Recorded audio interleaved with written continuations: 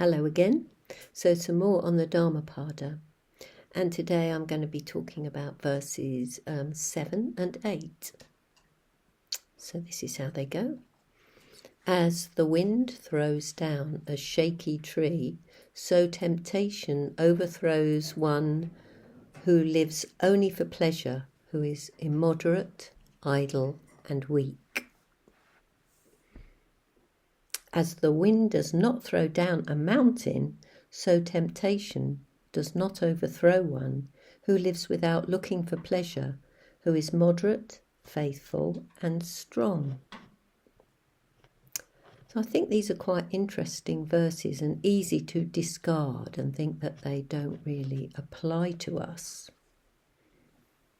So yeah, there's lots of imagery throughout the Dhammapada of, life as it was in the Buddhist day, and lots of nature and so on mentioned.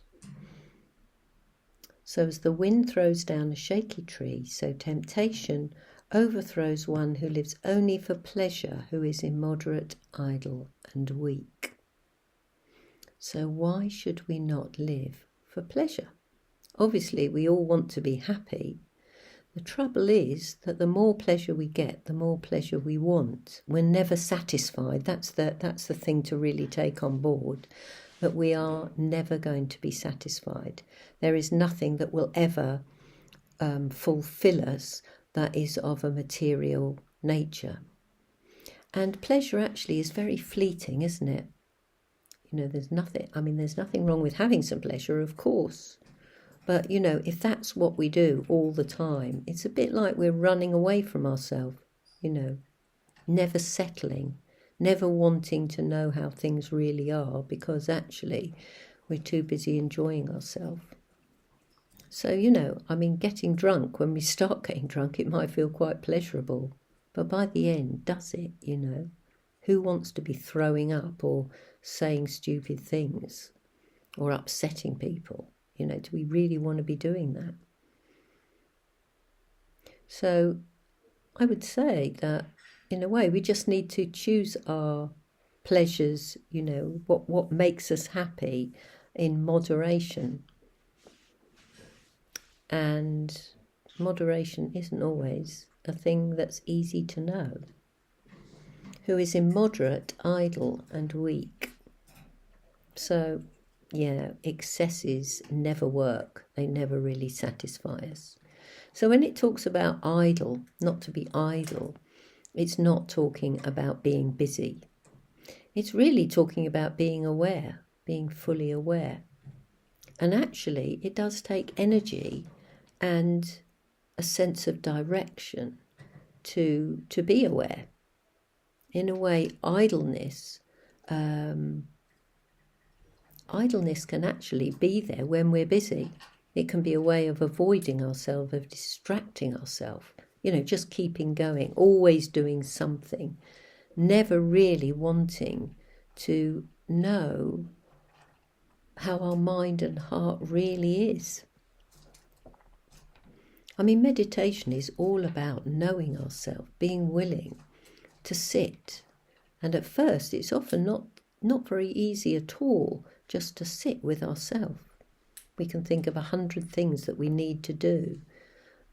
We can feel really fidgety. We can fall asleep, you know, to actually want to be aware of ourselves and our states of mind and heart is, it's actually quite radical. And we're going to be doing some meditations in these sessions to hopefully experience what some of that is like. So yeah, being idle. We can be very busy and still be very idle.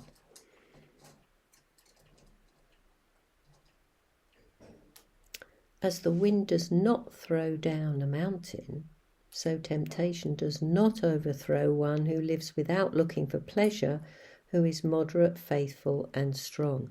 Now, the funny thing is, if we don't look for pleasure, we'll probably get pleasure. Now, I know that sounds contradictory, but, you know, we start noticing small things in life that can really give us pleasure, I think this is seen really clearly when somebody knows that they are going to die. Maybe they've been given a cancer prognosis of a stage 4 or something like that, and they know they haven't got very long. Suddenly the small things in life can seem really transformative. So I'm trying to remember the name of Dennis Potter, that's who it was. So this is quite a long time ago. Dennis Potter wrote various, he was a writer, and he wrote a couple of very, I was going to say controversial, they were quite at the time, on television. The Singing Detective, for example. Anyway, he had cancer. And he gave an interview, I think it was with Melvyn Bragg, right at the end of his life. And he described how looking out, must have been spring, he was looking at a blossom tree outside his window. And the way he was talking about it, you knew that he had never really seen it before. He was really elaborating on its blossomness, on its beauty. And in a way, being close to death meant that his eyes now were wide open to the world and to the beauty of the world and to really seeing things. There was a similar experience with a famous rock guitarist. I'm not going to be able to remember his name. But anyway, he had this massive growth in his stomach. And he was told that it was inoperable and he was going to die pretty quickly. And he described how he came out of the hospital. So he'd just been given this diagnosis. He steps out of the hospital and suddenly everything is vividly clear to him. Everything that he's looking at, all his senses are totally alive. And he feels tremendous happiness. And in a way, you could say that was an insight. He had a flash of insight. And I don't know how long that kept going, but I think for a while, he just saw life completely differently because he knew he wasn't going to have it for long. So, when we're running around trying to find new things all the time, trying to have new experiences, more excessive experiences, it can all become very neurotic. In fact, we're very good at being neurotic. I know I am too. Certainly over things like shopping, Have I got the right things? I'll keep going until I do. You never will. You'll never have the right things, Vajragupta. You'll never have those things that make life perfect. But, I don't always learn. So, yeah. If we stop looking for pleasure, we will find pleasure right in front of us. It's a bit like people that want to travel the world. And I mean, I'm not knocking travel. Travel can be eye-opening. But, quite a few people find that wherever they go, there they are. In other words, they go to all these fancy places and actually it doesn't make a bit of difference. They've still got all their mental states going with them. If they thought it was going to make them happy seeing all these different places, maybe it doesn't. So once again, I'm not saying this is always the case, but it's certainly true wherever you go, there you are. You're not going to escape from your states of mind by novelty. Basically, it's not going to happen.